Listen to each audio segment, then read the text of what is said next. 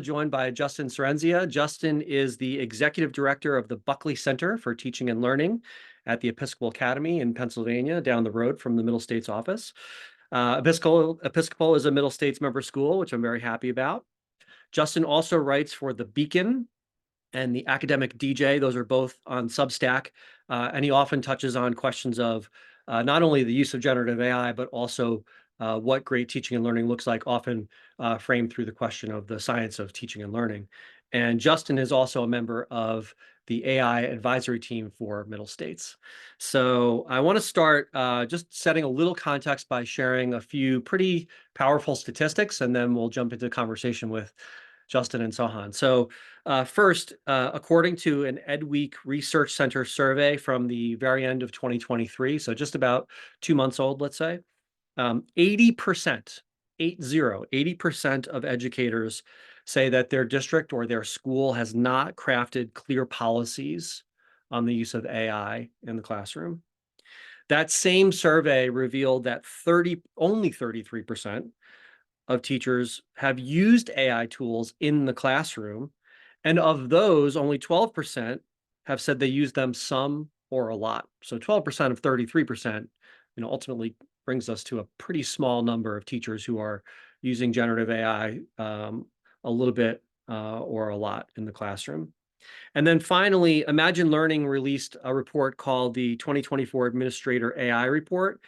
And they revealed that 54% of administrators, of school leaders, want help from trusted third parties to reduce risks and concerns associated with generative AI. And maybe to that very last point on wanting help from trusted third parties, I hope that Middle States is a trusted third party for you. I think you're going to walk away feeling like Flint and Episcopal are trusted third parties for you. So let's get into the conversation, and let's start by thinking about, I think, a question that's on every teacher's mind who isn't already in that very small percentage who are using AI in the classroom right now, which is, what do I do with this? And so, Justin, I want to particularly frame that question for you around something that you wrote, actually, because I thought this was a really compelling use case, and it kind of forces us to reimagine a little bit of how we work in the classroom. So in The Beacon, you referenced a new Dylan Williams study about the benefits of more practice testing, but practice testing without the burden of assigning grades, so formative assessment, in other words. And this is how you conclude. So I'm going to quote you directly here. You say, when we witness the convergence of evidence-based research and innovative educational practices, it behooves us to lean into these opportunities with an open mind and a willingness to explore. We are allowed, indeed required, to update our prior ways of thinking. So what are you seeing with either Episcopal teachers or teachers in other places when it comes to their updating their thinking about what's possible and what's practical with generative AI in the classroom? Thank you, Christian. That's a really great question, and I'm going to frame the answer around so much of our experience with Flint, but it need not just be Flint for folks who are out there. Like, it could be a pretty basic GPT 3.5 window. So the genesis of that post came from the fact that William is somebody who's a bit more conservative in terms of the science of learning type stuff, and here he was arguing for more practice testing. Really, and this is something that I live in quite a bit in my role, is like separating this teaching and learning bucket from an assessment of teaching and learning bucket, and really promoting the opportunity to have formative experiences that promote, frankly, better learning for students. So in terms of like how that has shaped so much of our experience with Flint this year, I have been in education, independent schools for 19 years, and this is the first year I'm not teaching a class, which is making me pretty frustrated because I'd love to be using Flint directly.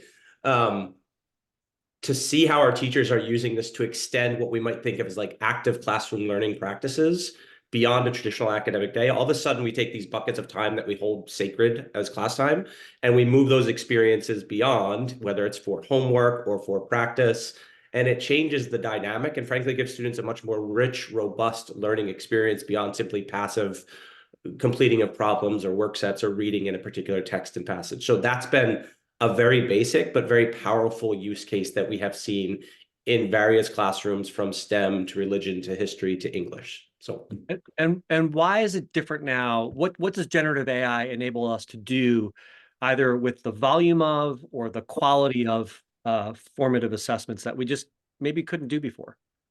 Yeah, I'll frame the answer like specifically with Flint here. Just the nature of feedback, our ability to train up and to give it guardrails around what we want that feedback to look like. The immediacy of that feedback, even if it's not perfect, it's still pretty good and it's immediate, which we know for feedback to be effective, it's got to be timely. And the way in which we're able to see that feedback happening, whether it be something like an exit ticket in a class or a more robust homework or learning assignment beyond class, like that is where Flint has been frankly a game changer. And I was not somebody who was like gung ho about this. We were early to the scene last year at St. George's pretty quickly. So like nobody's an expert, but I definitely know a lot about this sort of stuff. And I did not want to like Flint when I took the call with Sohan back in August or September. I was like, here we go. Somebody's trying to sell me something and I have no desire because I saw it was out there. And this was the first tool I'm like, oh, this actually thinks intentionally about pedagogy and the intersection of teaching and learning and the student-teacher dynamic, whereas so many other tools were like, this is for students and this is for teachers. And Flint just said, no, what if we thought about like how to design experiences so that we promote teaching and learning and it's a mutually collaborative relationship. Interesting. Sohan, how about you? You have a wider field of vision because of the diversity of schools that you're working with. What are you seeing in terms of how teachers are using Flint or other forms of generative AI for great learning experiences? Yeah, it's a great question, Christian. And thanks again for setting up this webinar. Really excited to be here today. I would say right now, the landscape is very varied, like you mentioned. I think that there's a lot of folks looking at AI, right, as teachers and thinking, how can I use this tool to save time? And I think there is benefit in using AI for time saving, but I strongly believe the real value is in doing new things with AI, not just automating the tasks that we can currently do, especially because when you start using AI to automate work that you're currently doing, there's immediate trade-off, right? You save time, but you get more standardization because these AI models output similar responses with similar inputs, right? You kind of get what you get out what you get in with these what you put in with these systems. So what really excites us the most is kind of what Justin mentioned, creating opportunities for teachers to do new things with AI that they wouldn't have done before, which is much more of like kind of green pastures, right? A lot of opportunity there, right, for exploration.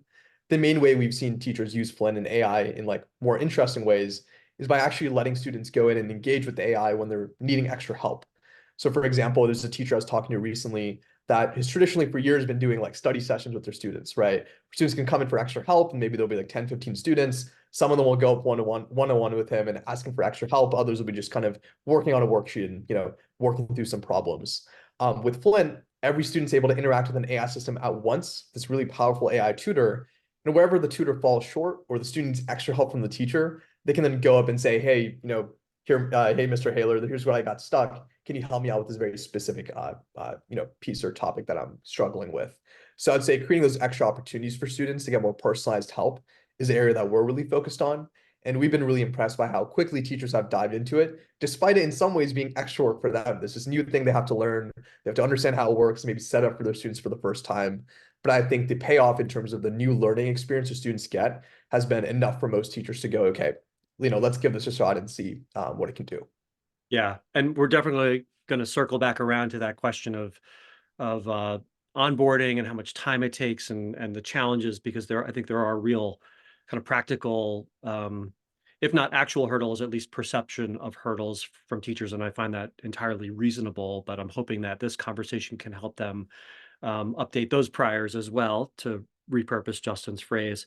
Sohan, I've known a guy named Paul Erb from Woodbury Forest School for a number of years now, and recently Paul's been writing about his experiences with generative AI and teaching English this year, somewhat regularly on LinkedIn, and he had a really interesting post recently about he's an English teacher. I'm a former English teacher, and he was going through King Lear with his students, and one use case that he found for Flint that I found fascinating, and I think you can do this with lots of generative AI engines, is he had his students chatting with characters from King Lear, interacting with the text in a way that literally would never have been possible before generative AI and large language models.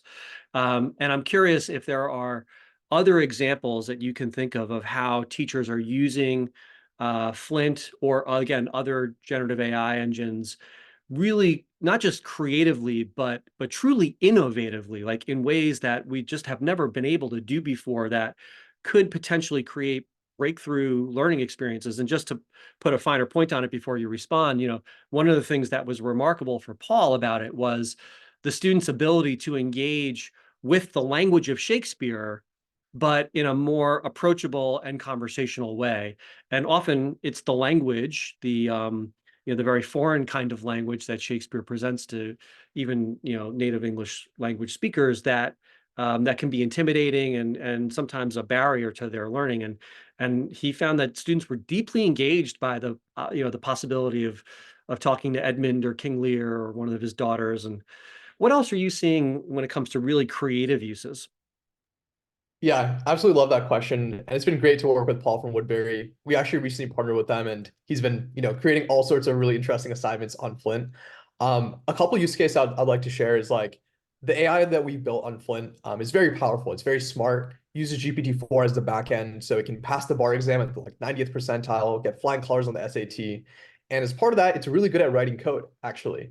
So we have some computer science teachers that have gone in and created these custom AI chatbots on Flint that will help students with their code without giving away the answer to them. So just help them with the first few steps of debugging that are otherwise, if you've written code before, really painful to do because a missed semicolon could put you in a world of hurt.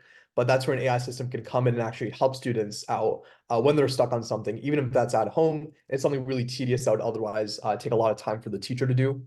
I would say another really interesting use case has been using Flint and other AI systems for language practice. So I think a lot of the AI tools we're currently used to is like, like ChatGPT, you send a message, maybe you voice type it, right, using Siri or something, but you're just sending back and forth messages with an AI and it's giving you written responses. Once you unlock language as a modality for these models, you can not only make these conversations more seamless and more natural, you can start getting speaking practice, which could be helpful for students struggling with reading comprehension. They want to listen to what the AI is saying and don't want to read an entire like whole written response, or especially for world language. So I'd say today one of the leading use cases for Flint is using it for speaking practice in different languages. So we'll have like French or Spanish teachers go in and create assignments where students have to speak in French and order food at a restaurant, or have a conversation with like a zookeeper in Spanish and talk about their understanding of different animals. So those sort of conversations, are a much bigger improvement over a student going home and talking to themselves in a mirror and trying to get practice on their own. So I'd say like, again, creating opportunities outside of the classroom, especially for like spoken practice and getting help when you're stuck, let's say on a coding problem, have been some of the interesting use cases we've seen. It's really interesting to me, and I couldn't have predicted that we'd be talking about these kinds of use cases this way, is that each one of them, from what Justin described all the way down through what you just said, and even adding in the example of Paul at Woodbury, is that all of them are ultimately types of or they produce types of formative assessment feedback, right? Whether it's a chatbot that's returning a response to you and signaling to you either explicitly or implicitly because you're seeking extra help, or you're trying to converse with a character from a story and understand them. You're getting a kind of feedback that is simply not possible for a teacher to do with everybody at the same time. Um, my son, who's a sophomore in high school, will occasionally use Conmigo for similar kinds of things when he wants to kind of work through a math problem, for example, and finds that really helpful. And I think of all of these as or many of these as examples of helping students to get more formative feedback, lower the stakes so that there isn't the pressure of the grade in the area of the known. So these are the problems to which we already know the answers. They're in the back of the proverbial book. And I think of this as sort of like, practices, scrimmages, and games. This is in practice where you're doing the drills and you're getting quick feedback from an assistant coach or from a peer. And the stakes are low because it's practice. It's not a scrimmage, and it's definitely not a game. And then on the other hand, I think we're starting to see the emergence of more creative opportunities. I think, again, Paul's use at Woodbury is interesting because you don't necessarily know how that character from Shakespeare is going to respond to you. And And I think there's going to be an increasing number of creative opportunities for students to use generative AI on what we think of as the known unknown. So we know what the problem is, but we don't necessarily know what the answer is, or there could be any number of answers. And we actually saw this at Middle States back in November when we ran a social entrepreneurship design sprint for Greensboro Day School down in North Carolina. And the students worked in teams. They picked a problem, a social impact problem that nobody had thought of before, and they designed their own solutions to it. And they used generative AI to help them brainstorm, to help them do research, to help them create their concept prototype. So I think there's a lot of exciting use cases out there. Justin, just to come back to you before we move on to one more theme, are you noticing anything, or are you worried about the converse of this? You know, we've talked about great use cases. Are you worried about the flip side, where you're either seeing or you're hearing teachers use generative AI to reproduce what I would consider sort of broken or antiquated models of learning? You know, what in our AI advisory team, Amanda Bickerstaff has referred to as like worksheet learning. Is that a, you know, a boogeyman, or is that a real fear that you have?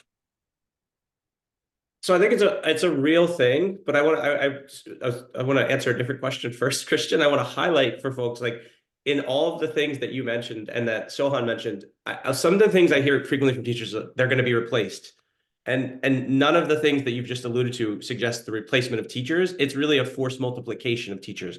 They brought their authentic selves as teachers into the space to design these experiences for their students, right? And gave them a way to reach, touch, shape that learning environment in ways that they couldn't have had previously.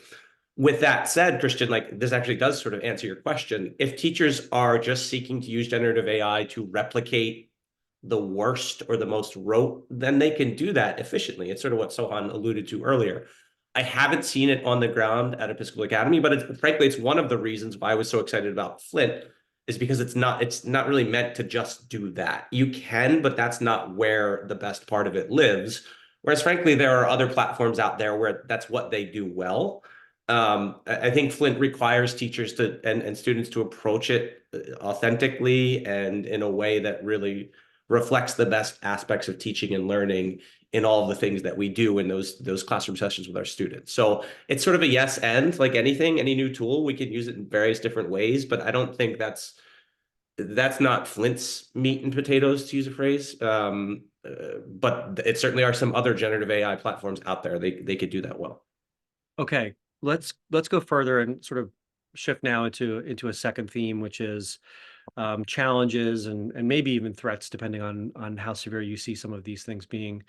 And Justin, you know, I would like you to continue your thinking, but specifically, like, talk to us more as the director of the Center for Teaching and Learning, and this, you know, someone who understands pretty deeply the science of teaching and learning. Again, I'll refer back to the Middle States AI advisory team. Very early, actually, in the very first conversation that group had, we paused to say, we do not want ultimately the conversation to be about how to integrate AI, because that implies a kind of you know, amplification of what we're already doing, which may be broken and antiquated. But instead, we want to think about, what does great teaching and learning look like? And then how do we use generative AI to support that? So what are some of the most important things around the science of teaching and learning, things that you're working on at the Center for Teaching and Learning at Episcopal, that you think are intersecting really significantly with the question of generative AI? Yeah, so this is born a little bit out of, like, where we are with COVID, and what I might describe as a post-COVID educational landscape, but seeing the passivity of students out of these last, like, 3 or 4 years, and this idea that education is transactional, it's done to them. I think if you have a deep understanding of how learning happens and how effective teaching happens, all of a sudden generative AI becomes a really powerful tool to amplify both of those things. And that could be as simple as, like, inputting your syllabus and going, like, I'd like to interleave some concepts throughout the entirety of this. Like, just having an understanding of cognitive architecture and, like, how the brain works and how learning happens for most students, because it's more similar than it is dissimilar. Now, all of a sudden, like, we talk a lot about this in the CTL. We use Lee Schulman's 7 knowledge area of teacher expertise. And it's things like content knowledge and pedagogical knowledge and curriculum knowledge. So there's 4 sides, there's 4 buckets there. and pedagogical content knowledge. And the other three buckets have to do with knowing your learners, knowing your educational context, and knowing the educational ends that your families and your constituents seek. And if we can like allow AI to do those first four areas or like help us cognitively offload those, now all of a sudden we can lean into those other three and the real human to human connection. I think that makes schools really, really powerful places. And when I hear that antiquated piece of education, I bristle a little bit with that because like sometimes there are things that we do that are fundamentally useful that maybe we might remix in this new AI, generative AI landscape. But the more we can like lean into the human side of education, if we think about the social emotional issues of our students in today's society, I think it allows us to get at some complex, frankly, wicked problems in education that move us beyond this transactional piece that we've experienced the last X amount of years. Yeah.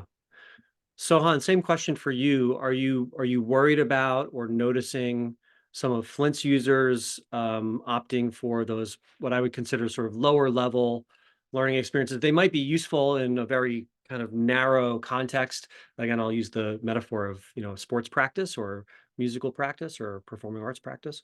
But what's your take on that question? Yeah, it's a good question. Our thought process there is like there's definitely like a spectrum of how you can use AI, and there's a lot of low-hanging fruit that again seems shiny at first. It looks cool to do, but it's hard to get real improvement in education out of. So kind of like how you described Amanda's description of like using AI just purely for making worksheets, I would say would be like falling short of its true potential. The perspective we take as a company is that we're not the experts in education itself, right? The schools we work with, folks like Justin, they're the expert educators in the room here. We're there to build a product that's going to let educators do, those new transformative things with AI. So a lot of those use cases that might seem shiny and attractive at first, we've ended up seeing that there's not long-term kind of sustaining interest in those features and in those kind of in that direction from educators themselves. So it's just not something we've prioritized in our product. So technically you can use Flint, like, a lot of the other AI tools out there to create worksheets and do some of the low-hanging fruit.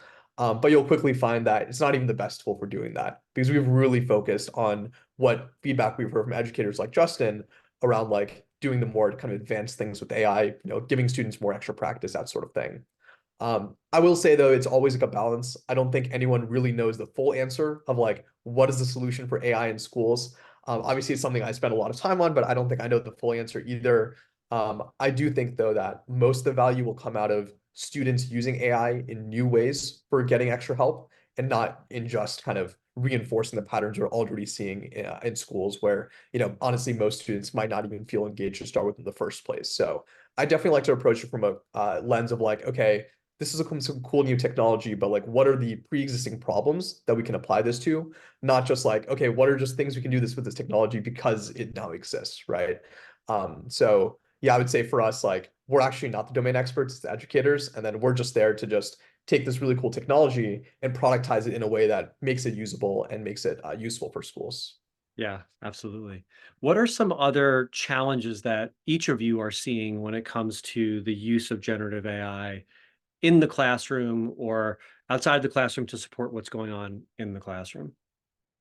I'll jump on that because it reminds me of something that Sohan just said. And Eric Hudson, formerly of GOA, has a really great Substack out there that if you don't follow him, you should look for it. And maybe Middle States can share it out after this. But he had a recent one, and I think it's perfect. And I think it's really like, so Christian, when you talked about some of the antiquated things, he has a line essentially says like generative AI is a design issue. It's not a tech issue. And I think that's 100% it. Like we need to be designing differently as a result of this technology that's frankly will be disruptive. And we're working with Mark Watkins out of Ole Miss, who also talked about this. Like our students are using it in ways that we don't even realize, and they're using paid models, et cetera, et cetera. So it's really a design issue. And like, design thinking has been run through the ringer the past decade, but I actually think it's incredibly useful right now for educators to be thinking as designers when it comes to delivering content, when it comes to assessing learning, when it comes to creating experiences for their students.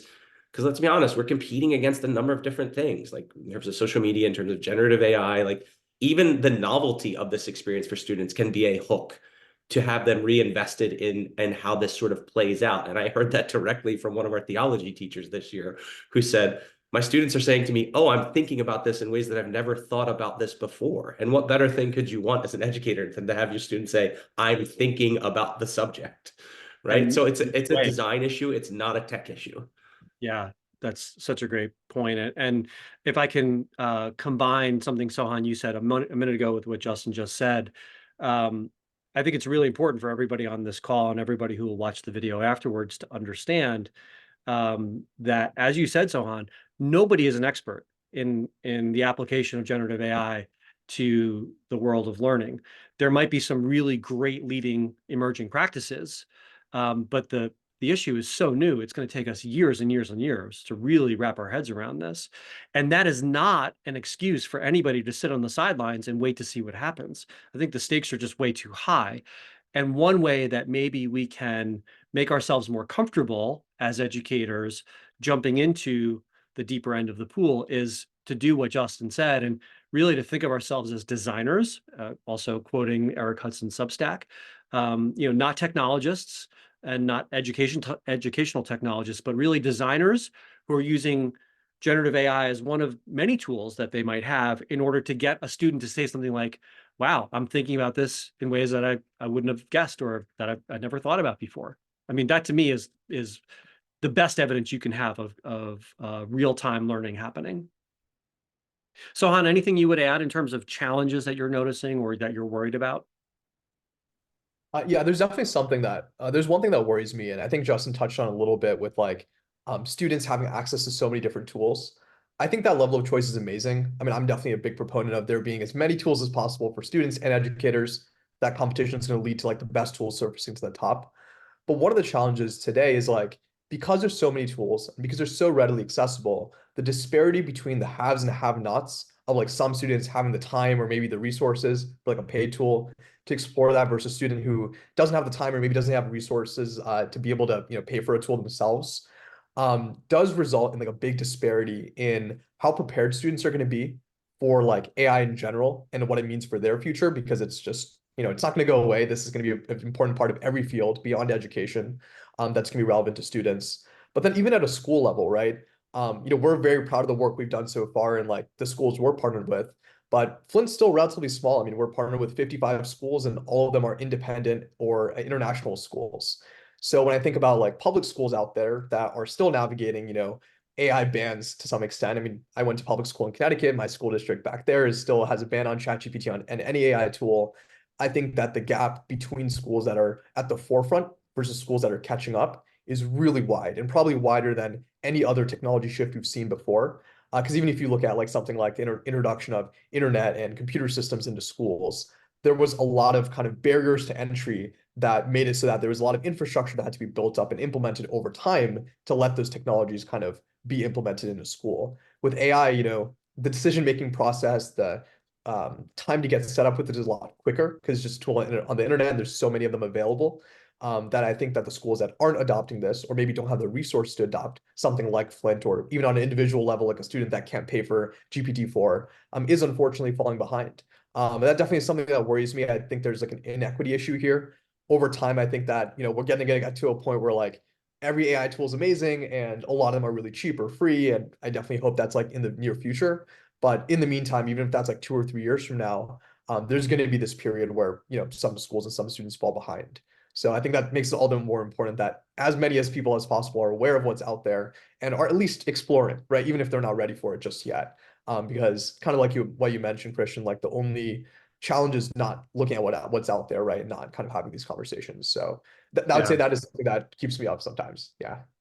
Yeah, it's really so on that question of equity is really interesting. On Friday of last week, we did a live chat with Dr. Chris Emden, and we were talking about generative AI, and he said that when you look at the history of education, and particularly in the United States, the education or actually the denial of education to Black Americans, he said there's a hundreds of years of history of denying tools and resources to people that could transform their lives. And he said, I think we're at another moment now with generative AI where we run the risk of withholding something. And he said, I'm paraphrasing, but I'm getting pretty close to a direct quote. He said, withholding something that can transform someone's life is a criminal act. So, I think Chris maybe puts an appropriately dramatic point on that insight. But it's a real issue. This is not a thought experiment. I mean, right now, as you said, Sohan, there are schools that have banned it.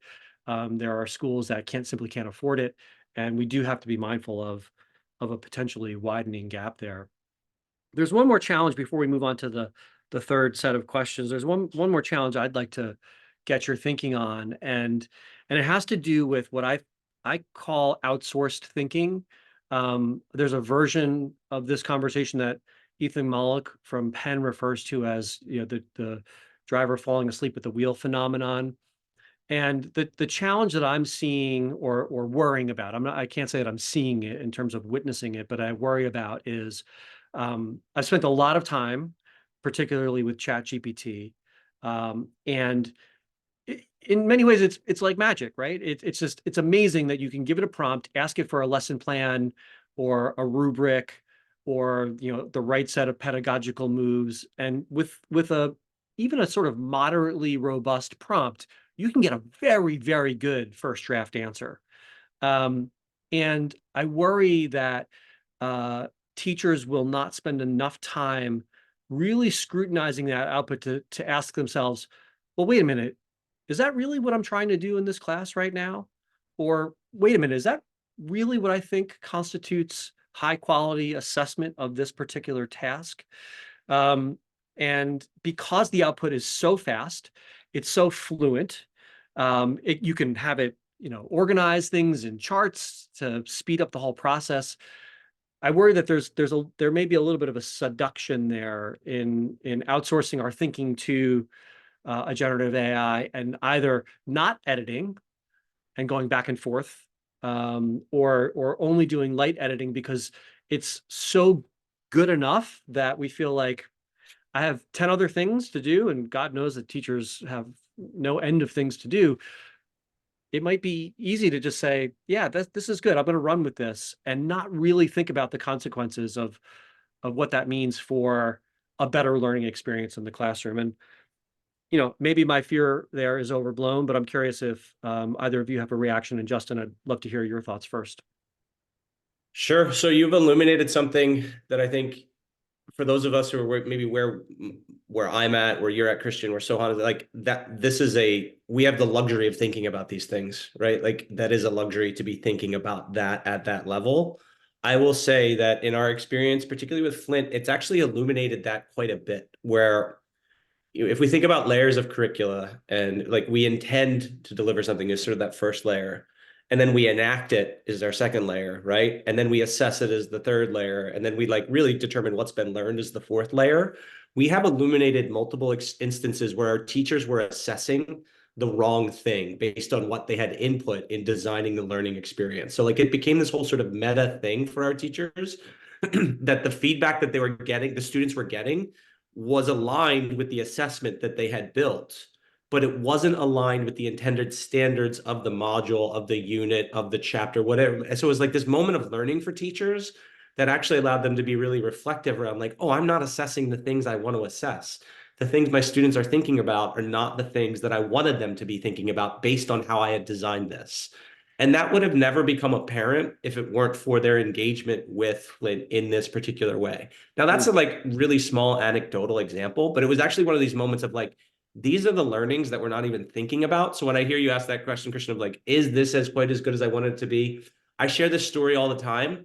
When GPT 3.5 first rolled last year, I went back and took my students' summer essays and said, because I was giving whole class feedback to a class of 24 students, I said, I wonder what whole class feedback would look like when I input my student essays. And I asked their permission to do so because this is still really early and they're all seniors. So they were curious about it last fall. And wouldn't you know it, it was about 95% aligned with my whole class feedback. And that was 3.5 over a year ago. So as these models get better and better and better, and we're able to like give them the guardrails of our rubrics, of our texts that we're using, of the documents, of the problem sets, it does become really, really aligned and allows us to now do that one-to-one feedback in ways that we couldn't have done previously because of workload. Great. Sohan, anything you would add to what Justin just said, or just different thoughts altogether? Yeah, I mean, to some extent, to echo what Justin said, I think the first version of AI that most of us experienced, like ChatGPT with GPT 3.5, the wow moment was like, oh, I can put something in and it'll give me a result, right? It just like does it for me. It's kind of like going to Google, searching for something and getting the answer immediately, right? But that's just like the beginning. That's like the first most basic use of AI. It's the most basic use case that'll ever exist. It's only going to get more complex from here. It's like what Justin mentioned, like if you can start putting in your own data and customize, right, an AI system to your school standards or even to how you want to interact with your students as a teacher, you can start doing a lot more advanced things. And I would say that like one of the things that will prevent folks from falling asleep at the wheel is actually student engagement, right? It's already really challenging for teachers to engage students in the age of like TikTok and post-COVID. And if you as a teacher are just using AI to continue doing the things you did before and not innovating in how you teach, students' attention spans are only going to get harder and harder to compete with, right?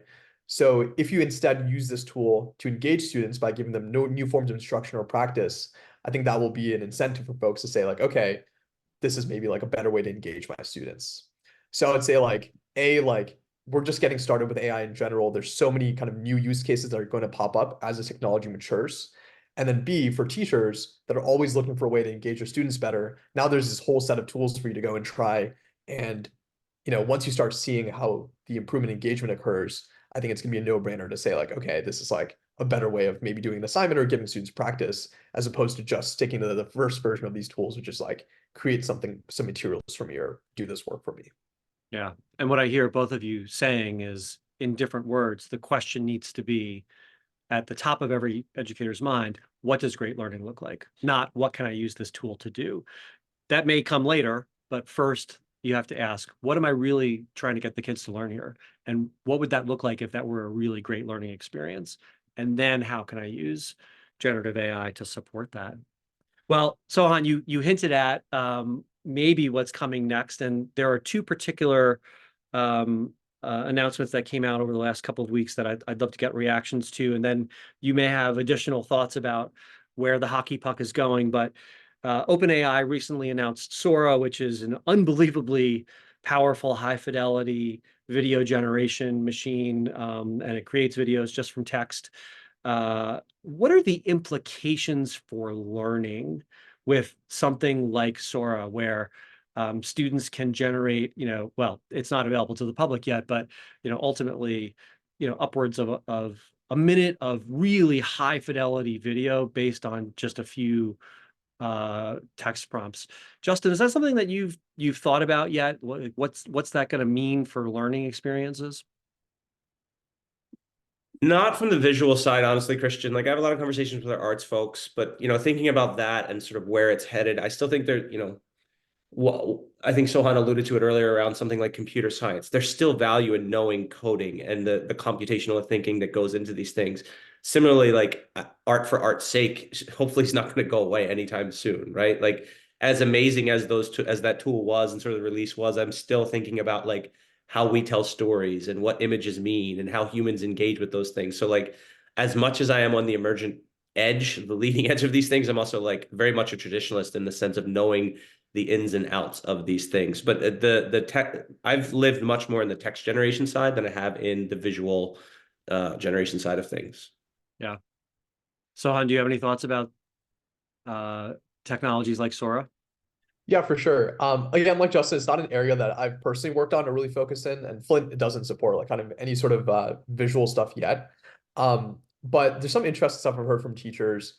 We've had some teachers, especially art teachers, wanting to get like AI image generation tools, not for creating art or not for having their students create art, but instead to have students critique art that AI generates, because they found that students are much more kind of open to giving critique to to a piece of art if they know that an actual human being did make that art. And there's this teacher I was talking to actually at St. George's where Justin previously worked, where this art teacher had students go in, critique this art generated by an AI, and then when they had an actual artist come in to have their work critique, the students were much more kind of pointed in their feedback and had a lot more richer feedback for the artist. So I'd say there's kind of interesting behaviors you can get there. In terms of Source specifically, I mean, if any of you have seen the demos, it's like incredible to watch. Anyone in the audience, I'd recommend, I think someone put the link in the chat there. I'd recommend watching the demos for Sora. I can see immediate applications for virtual learning actually. So there's been all this hype around like, VR headsets and learning in VR, right, for a while. And I think the technology's not there yet. but I can see a future where you put on a headset and you're transported into a generated world, right? That's like being created on the fly by AI and takes you through like a virtual learning experience. I think that's still like maybe a little bit fanciful thinking. It's not here today, but I can see that. I can see that in the future. So that's where I think the visuals could come into play. Yeah, it's really interesting. Justin, I agree with you. I think the first place my thoughts went when I saw Sora was actually twofold. One is that this now makes it all the more important that we're teaching to kids the fundamentals of story. Like, if you can create any kind of video you want, how are you going to tell a story that's compelling, that's imaginative in all the right ways, but that relies on really, several thousand years of human storytelling in order to have an impact on your audience? Which leads to the second point, because conversely, most people are not going to spend the time to figure out what's the really great version of this story that I can tell with Sora. They're just going to create content.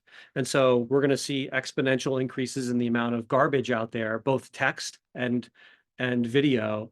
And so the second thing I think about is, and I don't know what the answer on this front is, but as educators, I think we're going to have to really think long and hard about how to teach kids to curate, about how to steward their attention in ways that allows them to filter out garbage and to pay attention to things that are high quality. And Sohan, maybe you threaded the needle there with what I think is actually a current, really interesting use case for generative AI, which is critique the AI. Give it a writing assignment, let it produce a first draft of an essay, and then have students critique that first draft of the essay at the level of mechanics, grammar, spelling, punctuation, et cetera, at the level of expression, at the level of organization of ideas. Or conversely, Sohan, as you said, if you're someone who teaches visual arts, have a generative AI produce some visuals and have the students critique it. And that activity, giving somebody else or something else, in this case, feedback, is a tremendously powerful way to learn. So I think that's something that we can do right now with these tools, even knowing that down the road, they're going to become so powerful that we're going to need to focus on things like, what does great storytelling look like? What does computational thinking mean? How do we curate and steward our attention? Another big announcement that I'd love to get reactions from both of you on is from Google, Gemini Pro 1.5. The context window went from Claude's 200,000 tokens to 1 million tokens. I mean, like, the leap is amazing. And I listened to a podcast a few days ago with Demis Hassabis from Google DeepMind, who said that they haven't released this, but internally they've been playing around with a model that can do 10 million tokens, and it's highly reliable already.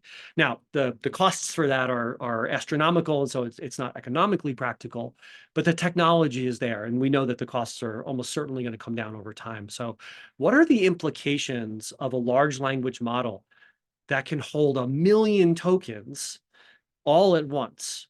How does that change what we think is possible with, Sohan, with Flint, Justin, with any kind of generative AI that's a large language model? I'm going to defer to Sohan and his tech expertise first, and I'm going to build off of his answer. Okay. Yeah, no, fair enough. It's a great question. I mean, Flint's built on the back of all these other AI models that are out there. We mainly use GPT-4, which is OpenAI's like flagship model. Specifically, they're like longer context window version, which is like 100K context window. So, 10x smaller than the new one that Google announced. So whenever we see a new announcement like that, I have two initial reactions. I'm excited because I'm like, okay, cool. I want to start using this. I want to see if we can bring it to Flint. And then two, there's some skepticism because there's a little bit of competition right now beyond these, between these really big AI companies to have the flashiest release at any given moment, steal the headline, so to speak. So the way I think about it is, as these AI models improve, they'll be able to keep more and more information in their memory, and that will reduce limitations that Flint currently has and other AI systems currently have. So for example, to speak transparently about some of the limits in Flint, when a teacher is going and setting up an assignment for their students in Flint, they can only upload, as of this coming Friday, they'll be able to upload 6,000 words worth of content, up from a previous limit of 3,000. So you can upload maybe like a textbook chapter, maybe some website links and some primary sources. But you can't upload a whole textbook. right? You can't upload a whole textbook and the academic history of each of the students you're working with. But down the line, I could see a future where the AI system that Flint provides, has awareness of like the 3 different textbooks that class is covering and knows every student's quirks and exactly what learning style is going to best be suited to them. So I'd say right now, because we're working with a limited amount of information that these AI systems can remember, we're having to choose what's most important. And we're saying, okay, teacher provided content is the most important thing, right? Teachers specifications and the way they want the AI to behave should take precedence over anything else. But in the future, we might not have to choose because we might get to a point where if the context window is 10 million tokens long, which is like millions and millions of words, you can put in everything. You could put in thousands of pages of text or hundreds of thousands of pages of text, and there won't be any limit there. So for us, I think like as these limitations go away, we'll have way less headaches on our end. As we build the software, we'll have to make way less trade-offs. And that all of us, both as users and builders of this technology are going to benefit. I mean, as a personal user, I can imagine having an AI system that has all my memories for the last year and gives me like superhuman memory, for example, right? And there's some companies I know in the consumer space working on stuff like that. So I'm excited as a user and as a builder. I'm very excited. I think Sohan just hit the nail on the head for like where we're going to be, because every time a new model is released, every time a new announcement drops, like I've had to update slide decks, 25 times over the last year, and it's hard to keep up. But what he just described there of an AI space that has the textbook, that has a student's academic record, like I think in terms of educators, we're going to have to change how we approach this, because we have the opportunity to create experiences that allow every student to find success. Right. And so often, if we think about like grading and assessment, we just use it to rank and sort students. And anytime like we get a lot of A's, we're like, oh, it's grade inflation. Well, like the reality is we're headed for a landscape, in my opinion, where there's going to be a lot more success for students because it is responsive, because we can design in such a way. I bristle a little bit when I hear learning styles because there's not great evidence for that, but it will be much more responsive to what students need in a particular moment around their calculus class and then their AP history class or whatever, new standard we're using. Like, that is very much like at the horizon. Like that is going to happen. It's already happening in very small ways. So what he describes there is like, yeah, like, and isn't that a great thing from a teaching and learning thing? Like more students experiencing more success. But culturally and socially, we need to rectify what that means around things like access to colleges and universities and prestige and who knows and how we know and what it means to demonstrate knowledge and understanding of those things. And yet at the same time, we also know that the students and the people who have the most knowledge are able to utilize these tools in much more powerful ways, right? So it gets a little bit back to what Sohan said about the haves and have-nots. Like if I have a ton of knowledge in a particular disciplinary area, I can get much better outputs from my AI because I know how to get to it. So knowledge isn't going away. In some ways, it's becoming even more important because we want to make sure that we don't have that inequity in the haves and have-nots. So that's where I'm starting. Like, I don't mean to be tinfoil hat guy there, but like, I do think as educators, we need to think about what that means when AI gets that good, because it's gotten this good already. Great points, big questions. We'll have to bring you back for an unpacking of those another time. There's already a couple of questions in the chat. I would encourage the audience to add more.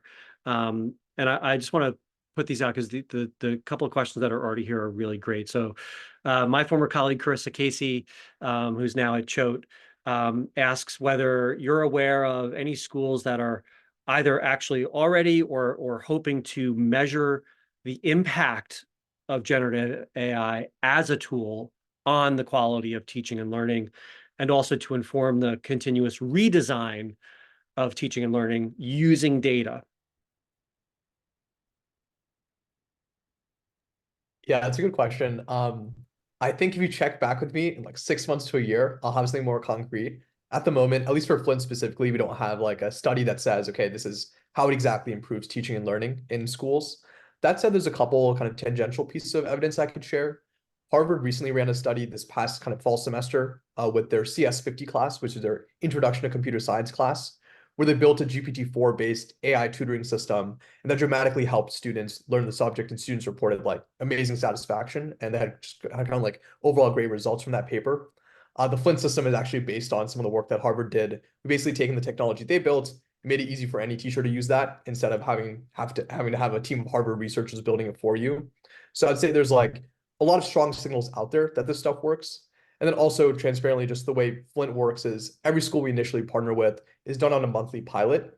And to date, we've partnered with 56 schools, and out of them, 55 of them have opted to renew for either like a 6-month or a 1-year kind of full commitment to using the tool. So I'd say like, while we don't have explicit results saying here's the grade improvements in students and here's like exactly how much better they did, the approach we take is like, yeah, this is some cool new thing, but like try it out and make the assessment for yourself if this is something you want to commit to longer term. And we're letting that kind of dictate how we build this technology. And over time, I'm very optimistic that we'll have like more concrete results that say like, okay, here's exactly how the retrieval practice you get from using this specific tool in Flint improves how students learn. But yeah, Justin might be able to speak better to that. Yeah, the measurement is a great question, right? It's a question that we get all the time in our settings. Like, how do we know? How do we know? And I'm a big Goodhart's law guy, excuse me. Like when a measure becomes a target, it's no longer a good measure. So I'm not sure, like, I don't know of any schools yet. I can say that at Episcopal Academy, we are starting to deploy what's called the Scholarship of Teaching and Learning, where we really start to assess teaching and measure certain aspects and small little moves. I 100% could see a Flint class living in one of our SOTL pilots next year as we sort of like think about what this little small tweak where we've leveraged Flint versus not leveraging Flint in a section, like what is the difference? Everybody loves sample sizes and like it'll be a super small sample size.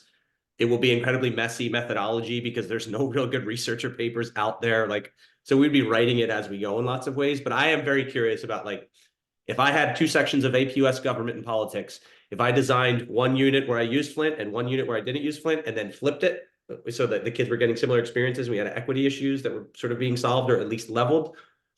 In my gut and in my instincts and intuition, I know that my use of Flint will make the learning better. But I want to measure it. And like I'm chomping at the bit to get into the class. And I know that we'll do it next year with at least 1 or 2 teachers. Piggybacking, Justin, on what you just said, when I think back to January of 2023, and we hosted Jennifer Carolyn from Reach Capital, one of their investments is in a company called TeachFX, which records everything that happens in a classroom and then gives instant feedback to the teacher about the moves that they're making mapped to the best practices that we know from the science of teaching and learning. So how many open-ended questions did you ask? How many closed questions did you ask? What percentage of the time were you talking versus other students, et cetera, et cetera? And so I think there are some near-term applications that could be deployed right now. I think what I really value about Chris's question is it makes me think, well, what would we be looking for? Are we looking for higher grades? Is that the measure of better teaching and learning? Are we looking for, higher forms of student engagement? And if so, in what shape or form? So great question, Carissa. I think we're going to have to come back to that one as well. Justin, did you want to jump in and add more to that? No, I think that's it. I would say, like Sohan pointed out, Harvard asked the students what their thoughts of it were, and the students thought like it was super helpful. And there were those in the education community who critiqued that as a measurement because they're like, well, why would we ask students? I'm like, well, why wouldn't we ask students, right? Like, there's such a weird dynamic around the data side of things and like quant versus qual and where we are. So it's going to be messy because it is so new and there's no blueprint, right? We're all sort of figuring it out as we go. And I know for some folks on the call, it might feel like I'm not a paid actor of Flint. Like I'm not compensated for this at all. I firmly believe that like in terms of the tools that exist out there, they've got something good on their hands. So yeah, I'm glad you said that because I should have said at the very beginning, Middle States is not sponsored by Flint. There's no conflict of interest here. I just think Flint is doing great work, and Justin, I think you're doing great work. So we wanted to just bring really thoughtful, altruistic voices to the conversation. There's another question here I would love to get both of your reactions to, and this is from John D'Adamo, who's actually one of our commissioners at Middle States. And he asks, how can advocates for harnessing the power of this moment best respond to those who are reluctant? Yeah, I will say, like, I sympathize with where teachers are right now because COVID happened and we all had to, like, I took a boarding school remote. We couldn't have cell phones in the dining hall. And then all of a sudden we had to like have everybody figure out how to teach online in the midst of a global pandemic. And then we did the high flex model where we had students in like Turkey and China and in front of us, like people are exhausted and rightfully so. And now here's this new thing. Like, because COVID was supposed to change everything, and then in reality, we just sort of went back to all of our practices, and like sometimes we have some online schools or like async classes that exist. And this is an area where, like, yeah, this does change so many things, or it should change so many things. So how do you lean into that if you're an advocate?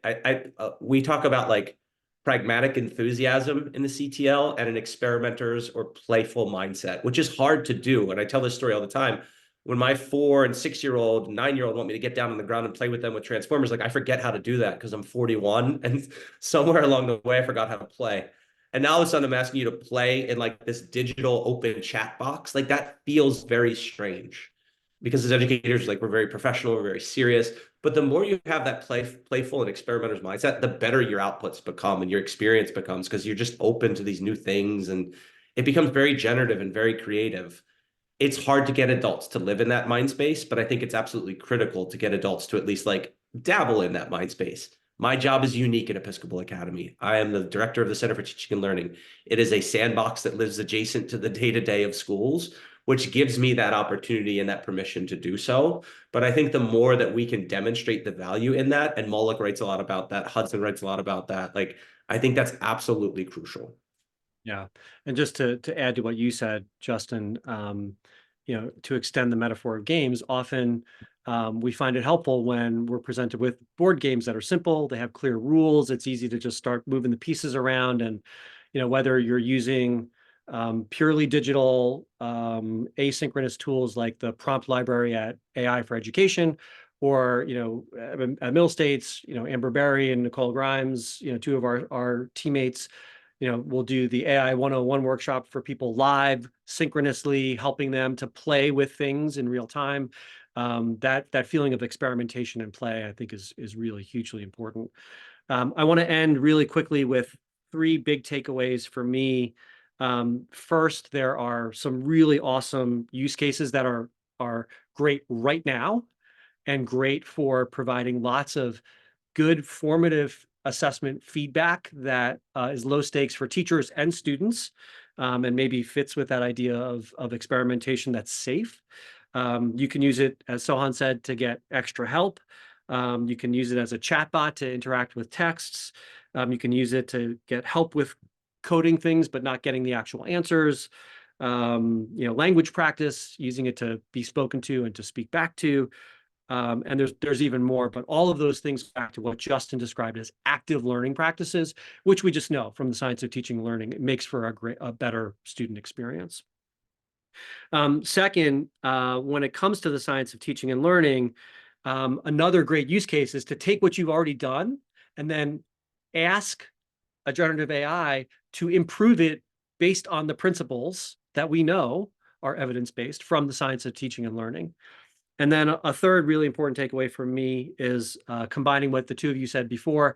None of us are experts, Sohan, as you said, and we should all think of ourselves as designers, because if we think of ourselves as designers and not just the people who are cranking out more tests or quizzes or worksheets, then we can be more thoughtful about what that student experience is like.